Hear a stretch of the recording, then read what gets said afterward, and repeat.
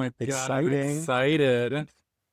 I was thinking about like the last couple weeks, like who I wanted to have on next in my brand new podcast.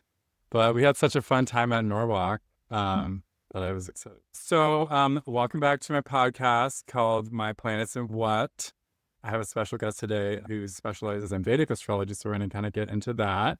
We'll talk about like hot takes from the conference, any current transits, and some of the differences between Western and Vedic astrology, because there are many, and in some ways, too many to really, to be a Vedic astrologer at a Western astrology conference. Yes, though there are a lot of similarities as well. Well, we'll get into it. So, why don't we talk about like how we met each other? Okay.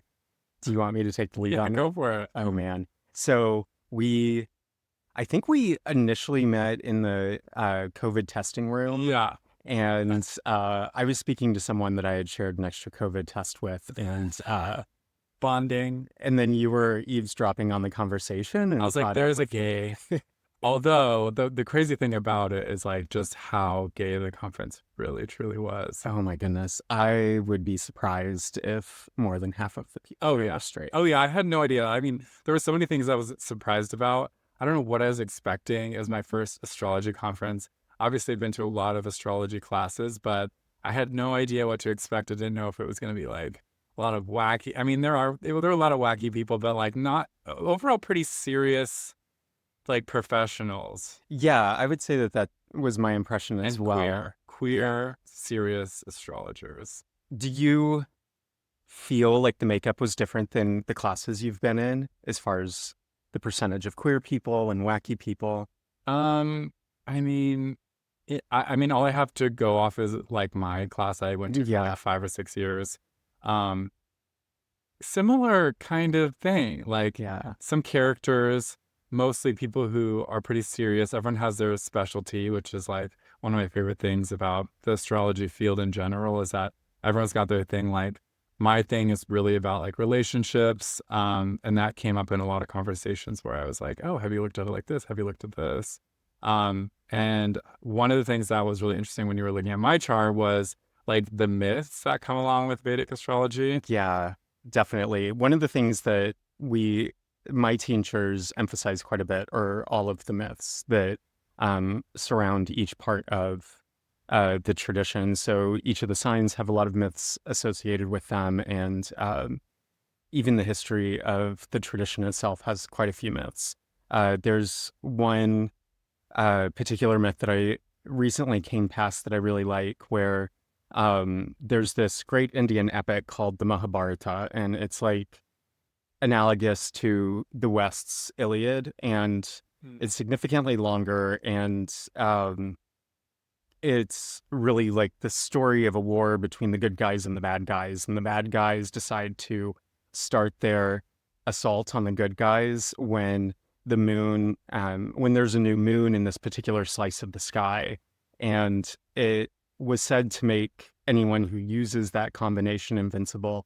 So Krishna, the main deity of this story, decided to take that particular constellation out of the sky so that humans can't use it in the future. So there's all... What constellation is that?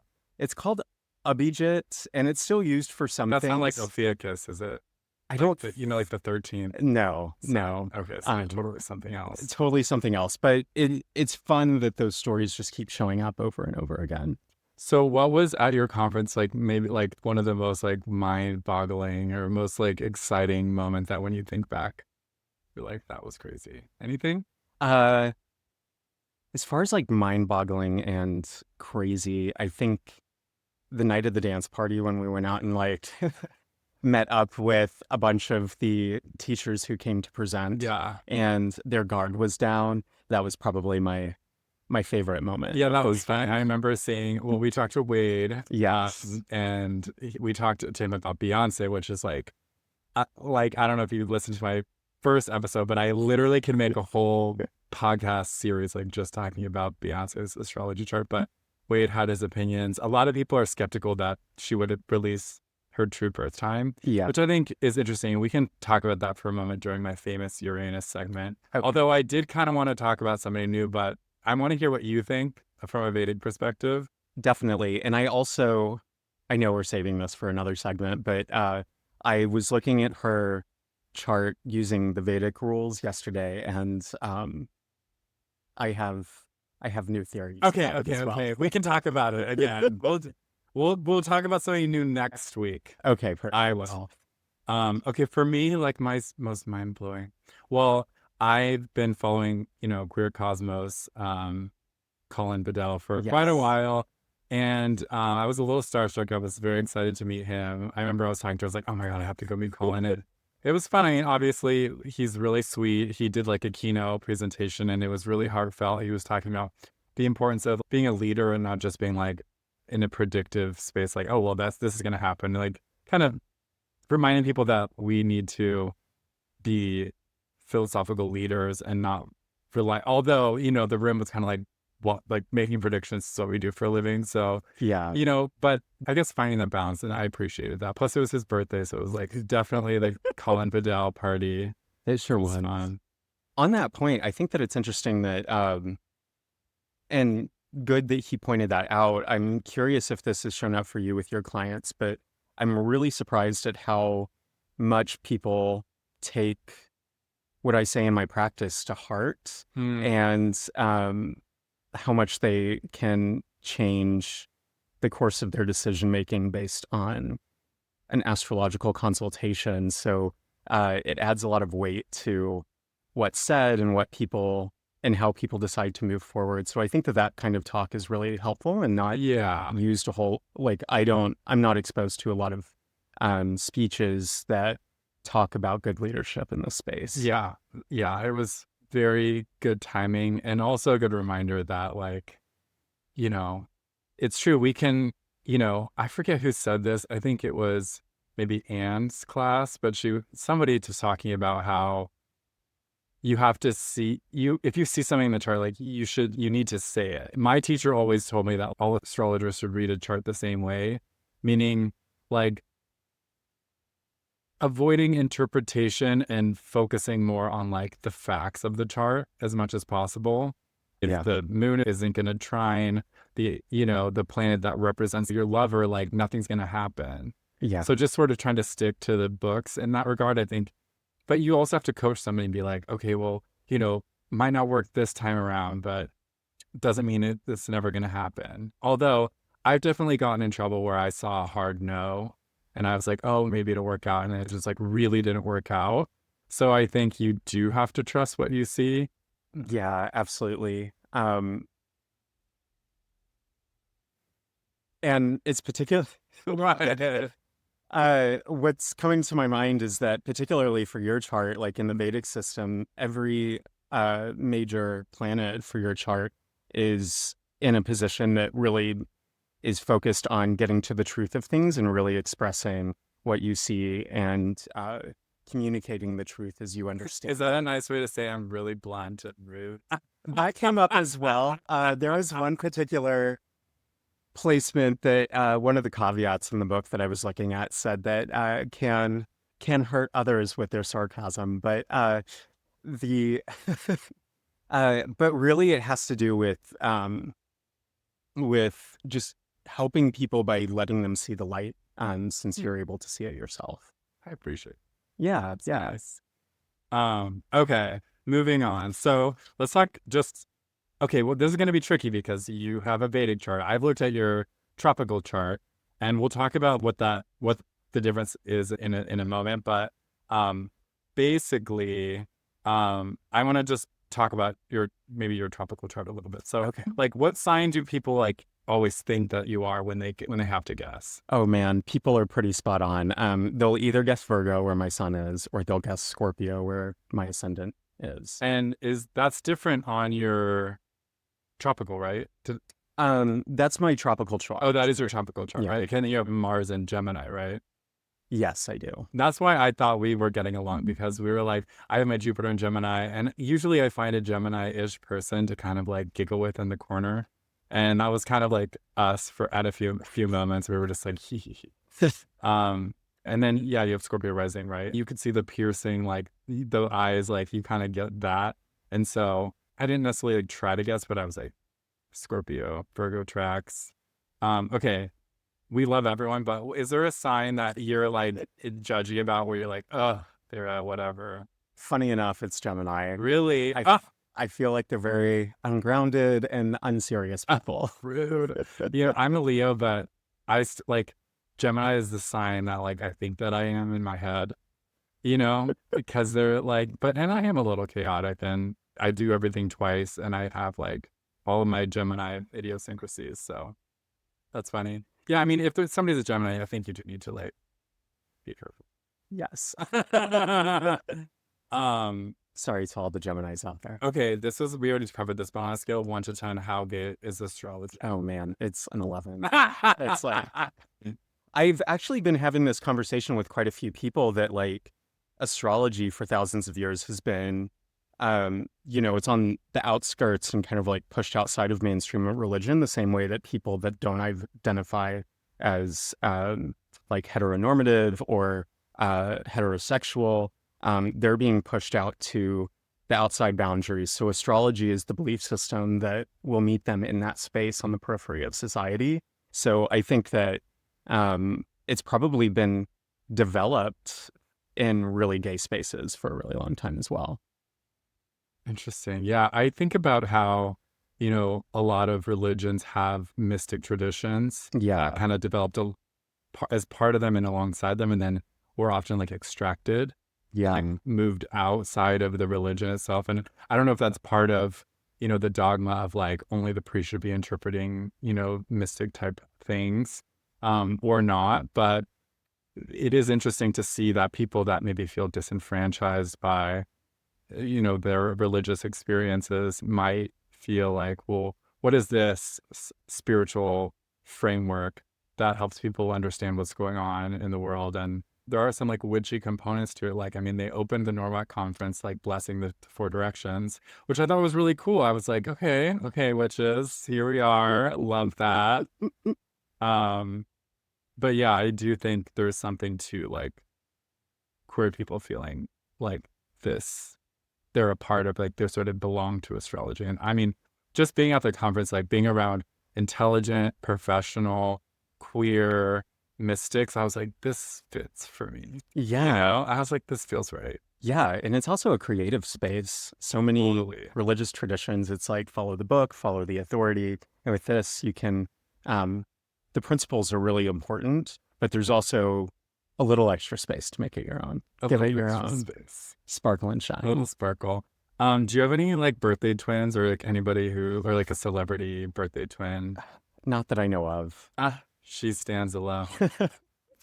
Okay, we'll move on. Okay, so let's talk about Vedic astrology. Okay. Like, I'm, the way, because I get very technical with things too, but I'm also speaking to people in my podcast who like, they're really excited about astrology. Maybe they don't understand all the mechanics. So I want to like try to explain, for example, the difference between tropical and sidereal, without like blowing anyone's minds too much, or maybe blow their minds, but like without getting people confused.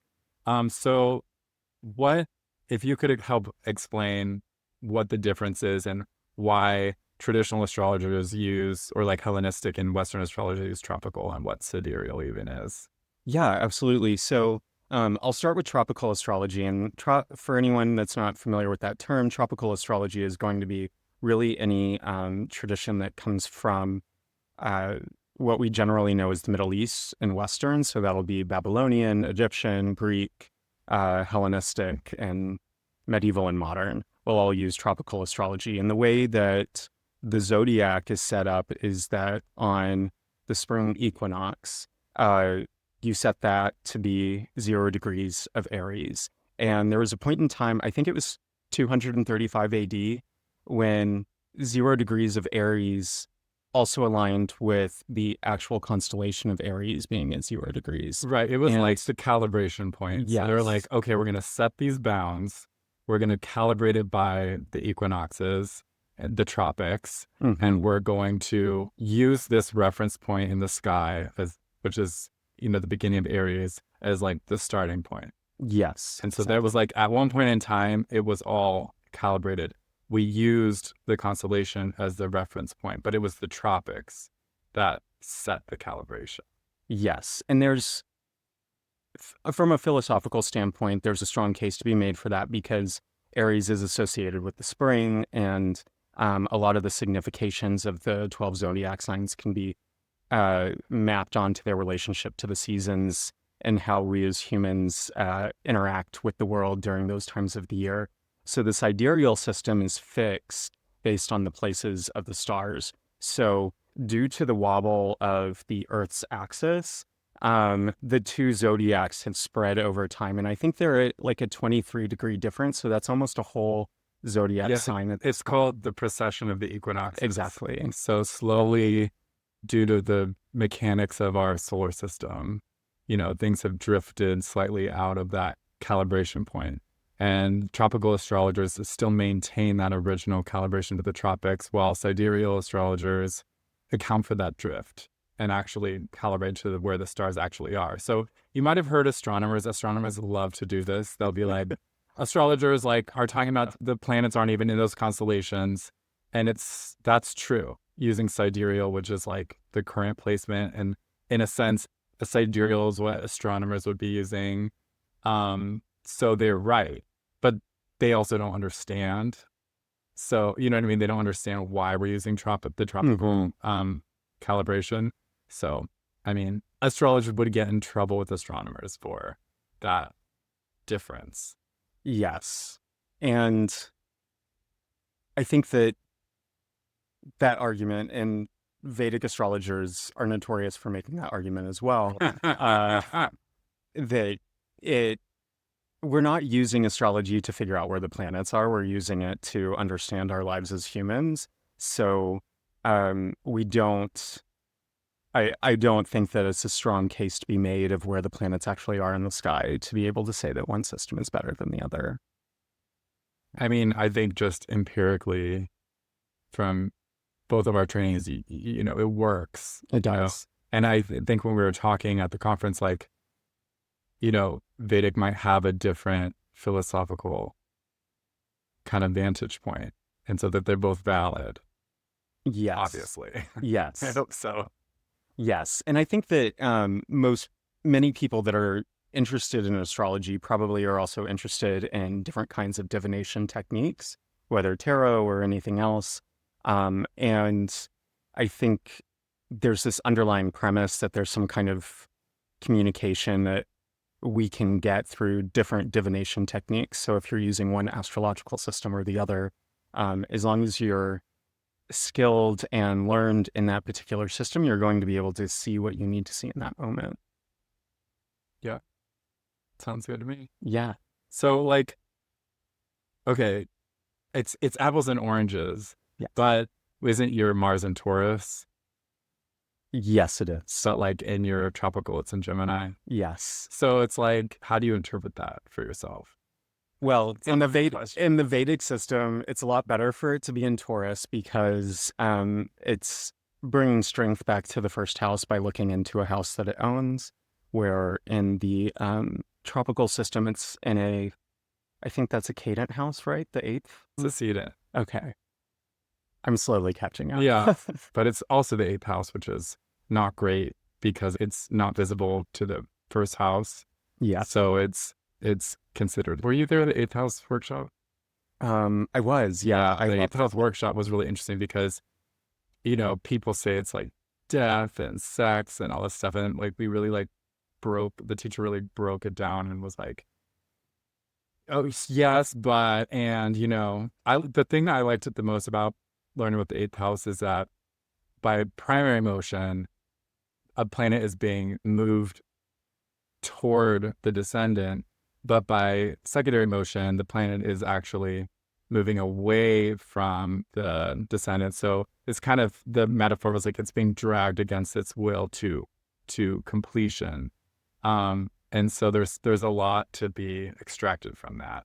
Yeah, that's actually what's been sticking with me the most from the conference, is that relationship between how we attach to things and how we don't want to let them go, and how life is going to resolve those issues regardless. Yeah, that definitely stuck with me. Yeah. Yeah. One of the other things that is a pretty easy interpretation of having the Lord of the first and the ruler of the first in the seventh house is that it tends to create a personality where the person really reflects the personality of whoever they're with at the time of that. And they can almost lose themselves in the other person when they're with them. So it's really good for counseling, but it can also be an invitation to create strong emotional boundaries around what you're able to absorb, while also understanding that you can really comprehend and empathize with others in a way that most people can't. Actually, my boyfriend has the same position, like the first house ruler on the seventh house cusp. Interesting. Just both getting lost. Saucy. Okay, maybe talk about the moon and the sun, like the roles that those play in Vedic.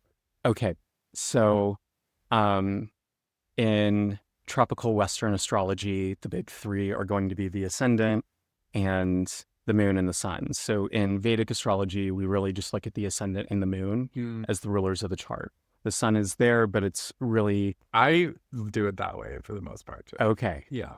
Is that a Hellenistic? That's a Hellenistic thing. Okay. It's like the ruler of the first is like your primary significant.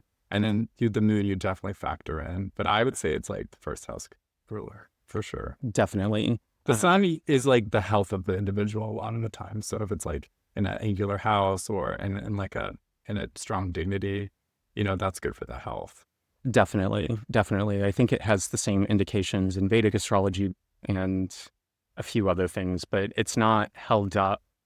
I wouldn't say that it's held up any higher than any of the other planets.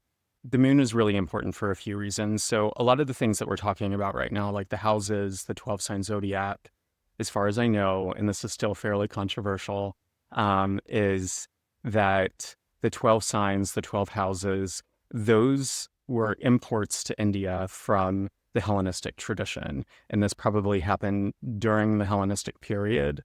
But thousands of years before that, there was a lunar-based system developed in India that is now looking at the sky, split up into 27 signs. And we still use those. They're called nakshatras.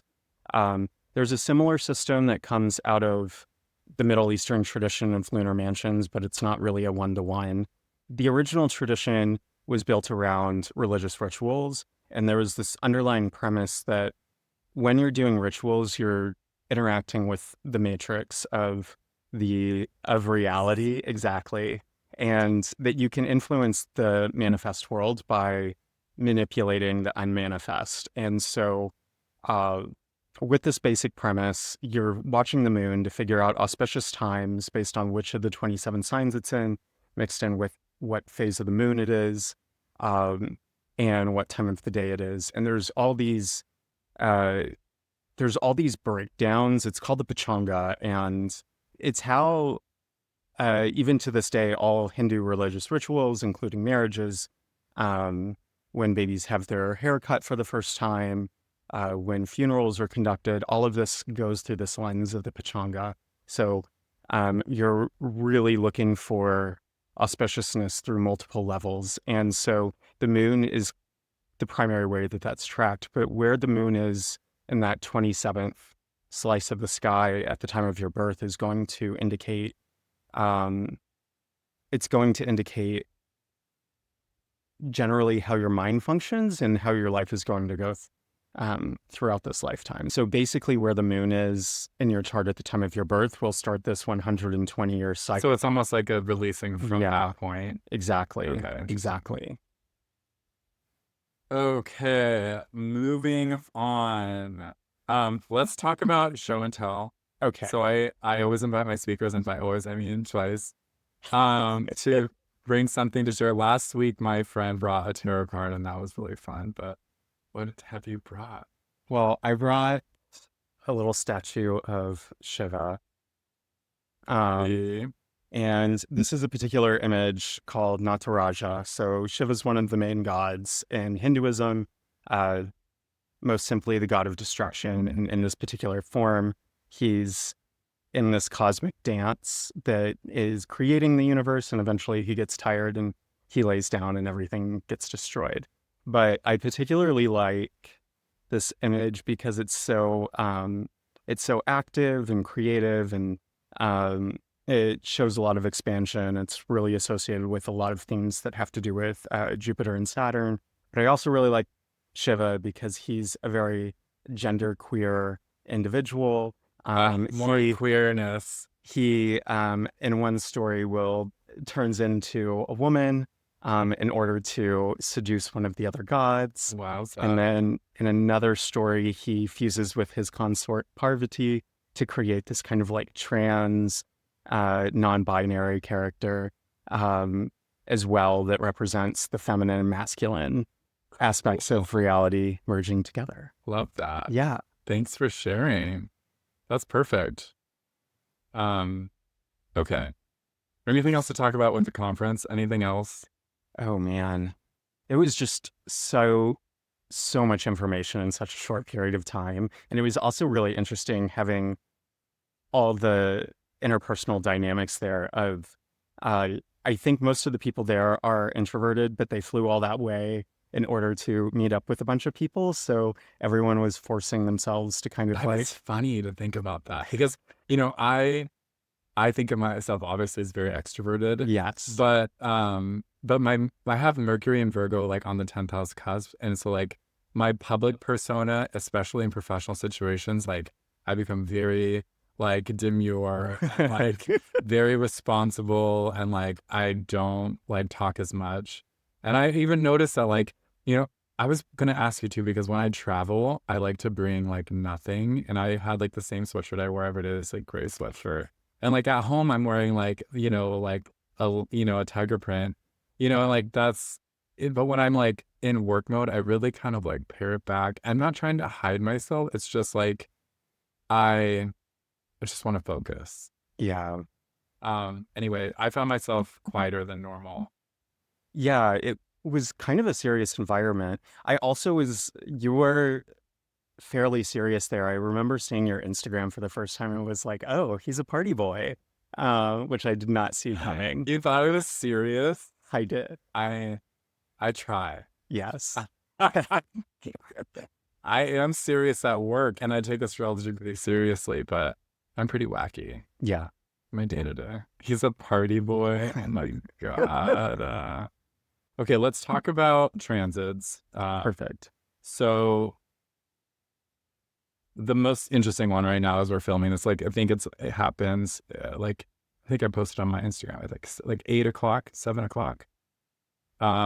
Is exactly Mercury Cazimi, the sun. And from a Hellenistic perspective, this is interesting because when we cast horaries, if a planet is near the sun, it's considered what can be under the sunbeams, which is like nearby. And then if it's within 8 degrees of the sun, it's combust. And that's very bad. So like if you're doing a reading and like the person's health is like combust, or, you know, like, or the money is combust, like that's very bad. You do not want that. Except for in a birth chart, like a planet that's conjunct the sun's generally really positive, even if it's combust, and kind of put that aside. Unless it's Cazimi, where it's like within, you know, a few minutes of arc, basically. So I think it's 17 minutes of arc. Yeah. Then it's Cazimi, and it's like extremely powerful. And the metaphor is that like you're in the quarters, like the throne room of a king. So you have this like very temporary elevated status. So how do you use Cazimi? So I don't use Cazimis a whole lot right now. It's not a teaching that's in any of the Vedic astrology traditional scriptures, but it is something that has been adapted to the tradition. And so I'm waiting to learn a little bit more about it before I start pulling it in. But that said, I do follow a few Hellenistic astrologers who talk about the Cazimi, and I find that they are really auspicious times for action related to whatever house it's in. Like from in a horary or like in a natal chart transit? In a natal transit, I usually rely more on on the timing techniques. The horary pieces are the minute details. So I have to use all the other timing techniques to get down usually to a specific like quarter of a day. And at that point, I'll choose the most auspicious moment that's available. Interesting. So it reminds me of like when I do solar returns, my teacher taught me a method of like finding the most active lunation in the year where something's going to happen. And then I pull like a lunar return for that lunation period. It's just like different ways of drilling down time periods. Yeah. The electional class was really interesting because I'm more used to casting horary charts, but like the idea of like choosing a day and time for like a wedding, it's like fascinating. Yeah. And I have a lot more experience working with electional than horary, just because that's such a big part of the tradition, kind of like we were talking about earlier with like weddings. Yeah. Yeah. Keeping, what did I learn? Keeping basically Saturn and Mars out of the angles, and putting Jupiter and Venus in the angles. Yeah. That was like the main thing.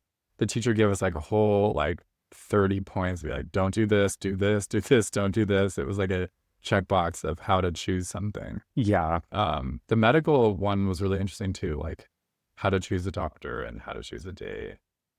Yeah. I didn't make it to that one. It was good. Yeah. I'm just starting with medical astrology. I get a little nervous about it. I mean, the teacher said like, make sure you want to do this. She showed some really interesting charts though of like, if the significator was in Gemini, it was like you were gonna have to have the treatment twice. Like you basically don't want Gemini involved with medical stuff because you're gonna have to do it again. But it's just like really interesting. Yeah, it is. If you had a client going in and they're saying, "Oh, I have this thing scheduled for tomorrow," and you'd see like the significator in Gemini, I'd be like, "I wouldn't," because you're gonna have to go back. So try to get them to push it. With electional in Vedic astrology, one of the things that we pull in quite a bit is where the moon is. So each of those, going back to the 27 nakshatras, there are ones that are specifically good for different actions. There's one that's good for starting just about anything. But there are other ones that are really negative, and then you want to find a positive phase of the moon. And then there are slices of the sky that are essentially blacked out due to wherever the last eclipse was. So it's similar to what you were talking about. There's like these checklists to go through to get to a good time for a particular action. And I mean, I don't do a lot of electional. Like I said earlier, like my main thing is relationship compatibility, longevity, the sort of, does he like me? Will we or will we not? I get a lot of those. And I love talking about relationships. I could talk about relationships all day. I mean, with compatibility stuff, it's really interesting because I can take two charts and I could be like, these people are going to have a hard time. You know what I mean? Or these people are going to have an easier time. But the tense aspects in a chart create sexual chemistry. So you have to have some of that. If it's all harmonious aspects, it's just a friendship. Yeah. But if there's not enough, you want to blend. But if I'm answering the question of like, are we going to stay together? Like that's a horary reading, in my opinion. I would agree with that as well. There are techniques that have really come out more recently, like within the last 300 years, more recently in the past 300 years. Well, I mean, it is true, relatively speaking, to find breaks and losses in relationships. But for the most part, I think it's horary in the Vedic system as well. And for the listeners, like zodiacal releasing is really complicated, but you can think about it as like, it's a timing technique that allows you to see repetitive patterns and when you're going to have like influential periods and when you're going to have sort of low periods. And you can look at different starting points. The most common is the part of fortune, the part of spirit, and then also the part of eros, which is like the relationship oriented part. And so I'd be curious to spend more time investigating the part of eros because that will show for the individual, like their relative like arc of what they're going to be going through in relationship situations. Yeah. But again, that doesn't necessarily say if you're like going to stay with somebody or not. That's for me like a horror prediction. Yeah. Okay, well, let's just visit the Beyonce chart. Okay. For this episode's famous Uranus, we are gonna revisit Beyonce's, and I promise we will move on next week to somebody else, but I want to know your perspective. So there was this whole thing about, Tina releasing the birth time of Beyonce, and all the astrologers are freaking out because her chart went from Libra rising to Aries rising, literally backwards. And astrologers have opinions, skepticism. We don't know what to believe anymore. So what's the Vedic read on this? So I'm going to say that it's fake. You are? Yes. Okay, so you agree with the skeptics. Yeah. Well, do you think the Libra rising one is accurate? Like the previous time that everyone thought it was? I don't know exactly because I don't know. They're all fake. I didn't put the old one into the sidereal. Okay, but you're saying that you for sure could say that the Aries rising is. Yes. So she only has one planet in the angles, and it's Mars in the fourth, and it's tightly conjunct the North Node, which is not a great combination. And in her sidereal chart, Mars is also debilitated. It's in Cancer. So she has 3 debilitated planets. Another one is going to be Venus. Yeah, it's just like doesn't make sense. In Virgo in the 6th house, along with several other planets in the 6th. She just doesn't have any positive placements in that chart other than the Libra rising tropical.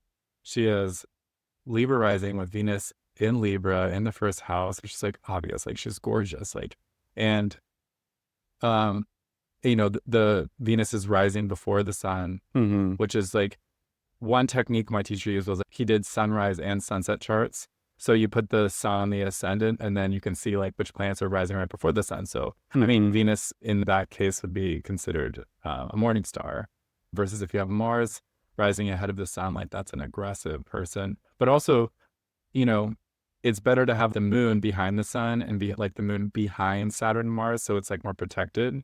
So you don't always want planets to be up front. But having Venus rising before the sun is like very auspicious. Yeah. And also Wade Caves gave a lecture on Venus, and he was making a correlation between Venus being the morning stars, embodying the warrior energy, and then the demure Venus was the evening star. Right. But then it's setting, and it kind of makes sense because she's setting after the sun, so she's sort of protected, versus rising is like the warrior. Yeah, the whole Venus mythology, like I always forget, it's not just like all Aphrodite and sunshine and rainbows, right? It's correct. Like, it's she goes like into the underworld and it gets like transformed. Yeah, I am not as familiar as I want to be with Babylonian myths, but I need to get more familiar. I don't want to be spouting myths off like you. What do you think about her Aries rising? I mean, the Libra rising chart, like I'm starting to understand why people really like that chart. I'll say the reason that I first liked the Aries rising is because she has Aries rising with Mars and Leo. It's actually her 5th house. And the 5th house is like the house of performance, entertainment, and being an ambassador. So being in entertainment and being in the sign of Leo, like, and when she's performing, she like grunts and groans and like grimaces, like she makes all these faces, which is just like, to me, like very Aries, very Leo, very theatrical. Yeah. And so like that makes sense to me. And also if you look at clips of her when she was younger, which I do all the time, she was kind of feisty. Like she kind of clapped back at interviewers and was just like, I don't know about that. Like she was not shy and she was very bold. It was really, I have to look to see if she moved into like a different time period or something, because, right around when she was like in her 20s, she kind of shifted and was like, I am not playing all these games. Yeah, in my private life, and I'm going to keep my mouth shut. And, things really, her image shifted and she became more untouchable and that kind of a thing. And I think that works for her, but, that's not very Aries. It's not. And it's not very Martian. So having Libra rising with Venus in Libra on 1st house cusp, like makes sense for her just being so gorgeous. And, you know, Wade said this, but like Saturn exalting Libra and like the control around Libra. Yeah. I kind of think that's interesting because it's true. Like Saturn is very controlling. And when I think about Libras, like there is a lot of control around them, like the way that they present themselves. And so I do like that, I have to admit. Wade's gonna hear this. Yeah, I'm curious. I wish I had looked at her sidereal chart before I had popped in. I don't think we were We can talk about it next time on this segment of my show where we just talk about Beyonce. Maybe that's fine. I might be fine with that. Okay, wrapping things up. So, any other like transit that you want to kind of call out? Anything worth noting for the listeners? Oh man. The only thing that's really coming to mind is Jupiter moving into Cancer. Yeah, I think on of course. June 9th. June 9th, I'm having a party. I'm having a Jupiter moves into Cancer party. Excellent, as you should. As I should, because, you know, Jupiter is my first house lord, and I am very influenced by, you know, and I just have my third Jupiter return in Gemini. And so like it was kind of a lot. And I'm like, Cancer is more comfortable for me. And my Venus is in Cancer, so I think I'll be able to be like just a little bit more grounded. And we can all use a little bit more grounding right now. Yeah, seriously. Okay, and do you have any socials that people should find you? I have an Instagram and Blue Sky. Both are Sacred Timing. And yeah, thank you so much for giving us like a little bit of a bridge to understand Vedic a little bit better. I know for me, like, I don't think I've talked ever this much in detail about Vedic, so it was really fun. And I particularly appreciate like when you read my chart and talked about like the placements and the myths that I had. That was really fun. So, made a new friend, astrologer life. Love it. thank you. Yeah, of course. We'll catch you guys next time. Bye.